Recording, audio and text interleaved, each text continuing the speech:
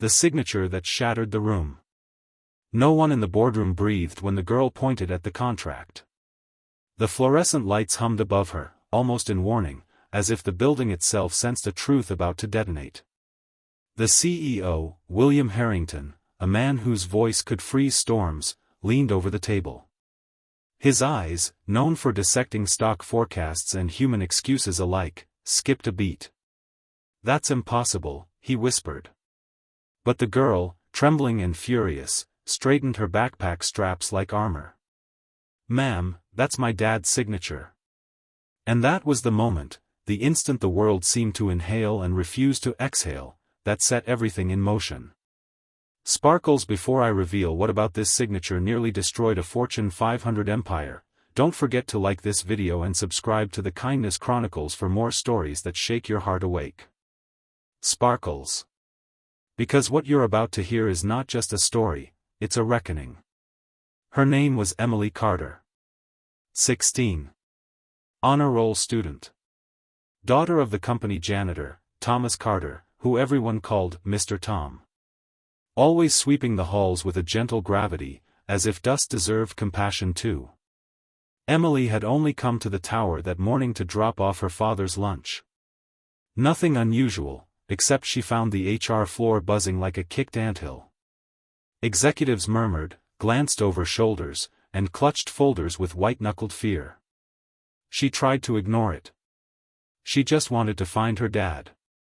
But then she turned a corner and saw him, her father, escorted by security toward the conference room. His hands were shaking. His face looked like a paper crushed and smoothed out too many times. "Dad?" she whispered. He didn't turn. Couldn't.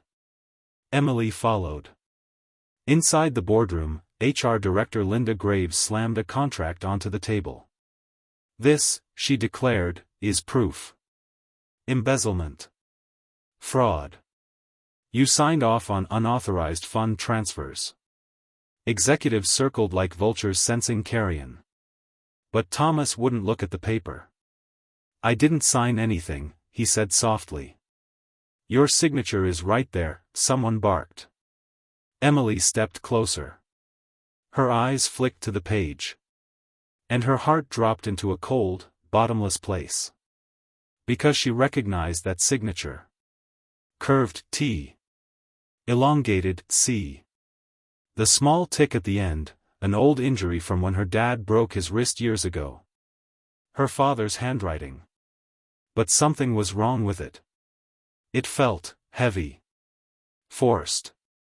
As if someone had copied the motion but not the soul. She lifted the page with trembling fingers. "Dad, this isn't how you sign things. The slant is wrong." Executives scoffed. "She's a child." But Emily shook her head. "No. Look at this flourish. He only signs like that when someone." Her father flinched. "When someone scares him." Silence rippled across the room. The CEO, William Harrington, watched with a stone face, except for his hands, which curled tight on the table. "Thomas," he said slowly, "were you coerced?" Thomas said nothing. Emily reached for him. "Dad, please."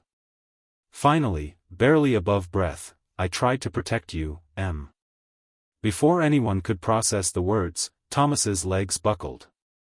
Executives shouted. Chairs scraped.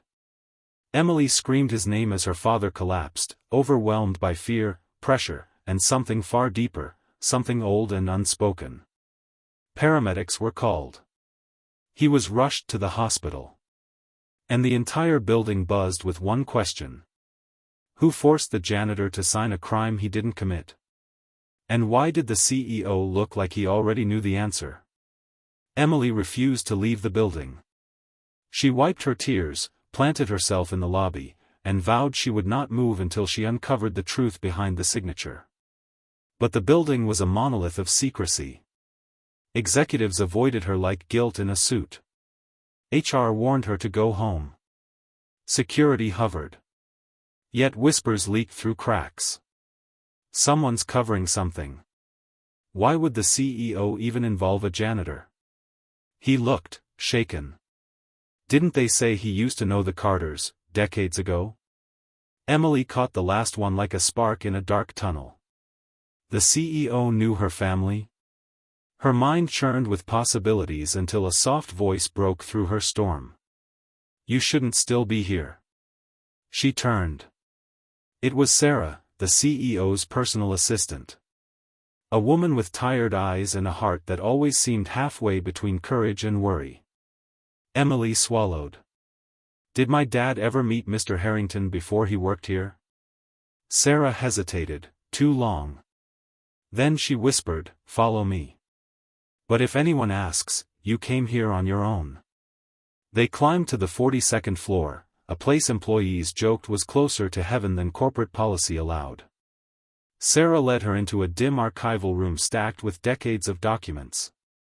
Your dad, Sarah said, pulling a dusty folder, has worked here longer than Mr. Harrington has been CEO. But before the promotion, William was head of strategic operations. And before that, she paused. He was partners with your grandfather. The air cracked open with revelation. My grandfather? Emily echoed. But he died when I was 2. Sarah nodded sadly. This company was built by 2 people, William and your grandfather, Samuel Carter. Best friends. Brothers in everything but blood. Emily's throat tightened. She knew little of her grandfather, only that he died suddenly, leaving her father to care for her alone. Sarah continued, when Samuel died, ownership defaulted entirely to William. They never settled certain agreements. Samuel's family, your family, was never notified. Legally, you're entitled to a share of this company. Emily staggered back. Are you saying my dad was framed to, what? Keep us quiet? I'm saying someone knew if any Carter questioned internal documents, the truth would surface. Sarah lowered her voice to a trembling whisper.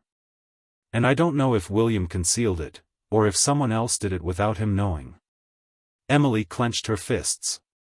Then I need to show him something he can't ignore. Sarah gave her a sympathetic nod. Then be ready. Because whatever you uncover, it will change everything. Emily didn't sleep that night. She sat in her room, surrounded by old letters her dad kept in a shoebox, letters from her grandfather to him. And on each envelope, she saw that familiar, Carter signature. Except one. One envelope, sealed and dusty, contained a letter written to William Harrington. Her dad had never opened it.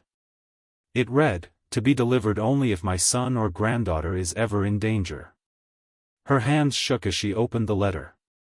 And the moment her eyes scanned the first line, the world broke into light and fire around her. She knew who forged the signature. She knew who had stolen her family's legacy.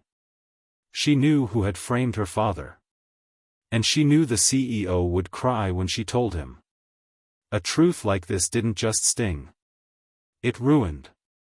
The letter that unmade a king. Emily returned to the tower at dawn. The glass of the skyscraper glowed orange, like a giant truth-fetching lantern daring her forward. Sarah met her at the entrance. He's in early, she whispered. He hasn't slept. Good. Neither had Emily. They rode the elevator to the top. Emily held the old letter close. Her heart thudded like a fist on a locked door.